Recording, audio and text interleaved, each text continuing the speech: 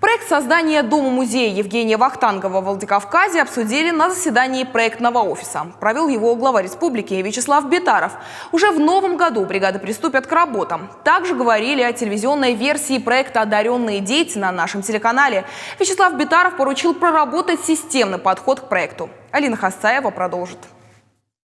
На базе театрального института имени Щукина может появиться остинская студия. Обучение для студентов будет проходить на остинском языке. Для этого в штат вуза возьмут педагога. Студия будет рассчитана на 15-18 человек. Все они будут приняты на бюджетные места. Такое предложение республики сделал ректор вуза Евгений Князев. Все театры республики нуждаются в новых кадрах. А именно Щукинский институт стал кузницей театральных артистов Северной Осетии. Получая образование по театральным специальностям в Москве, ребята смогут еще и все-таки готовиться стать артистами национального театра, проходя обучение на национальном языке.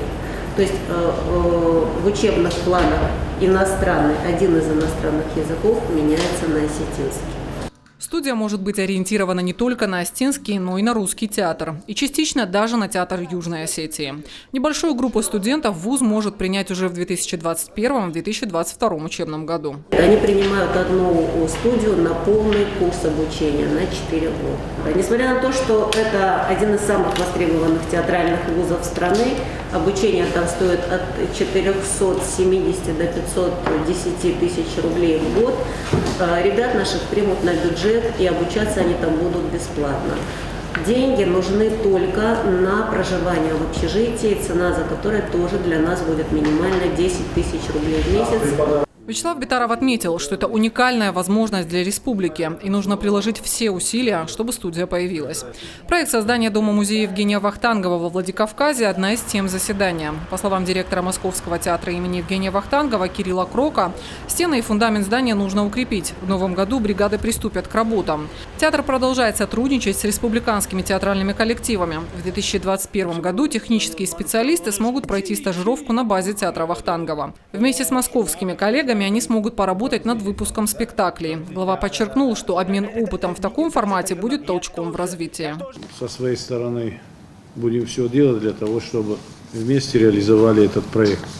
И, конечно, особое спасибо за подготовку и развитие кадров культуры нашей, театральных кадров нашей культуры. Мы вам очень благодарны. В рамках проекта «Одаренные дети» на нашем телеканале «Осетия и Рыштом» вышла телевизионная версия проекта. В 6 тематических выпусках свои таланты показывают 45 детей из разных районов республики. Среди направлений народные инструменты, изобразительное искусство, хореография, вокал и инструменты симфонического оркестра.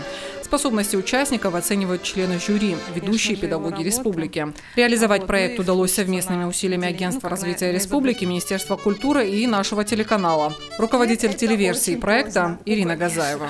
Наибольший отклик вызвала именно эта форма, потому что впервые наши зрители увидели не только детей, которые появляются на экране, но и видели их педагогов, увидели уровень их комментариев, уровень их профессионализма. Это вызвало большой отклик, в том числе и в соседних республиках, и, повторяю, Нальчик, Черкесск и Махачкала выразили лестные отзывы, а во-вторых, они выразили желание принять участие в проекте. Вячеслав Битаров поручил проработать системный подход к проекту, чтобы он стал регулярным, и большее число одаренных детей смогли заявить о себе. Надо его сделать ежегодным конкурсом тогда. И надо какую-то систему под него подвести. Предварительные, отборочные должны быть, что-то как-то, да, чтобы там были только действительно одаренные дети. Продолжается работа по созданию дома-музея Блажка Гуржибекова в Моздокском районе. В дорожную карту проекта внесли изменения. Собрать экспонаты для музея активно помогает местное население. Алина Хасаева, Хетак Гапоев, Новости Осетии.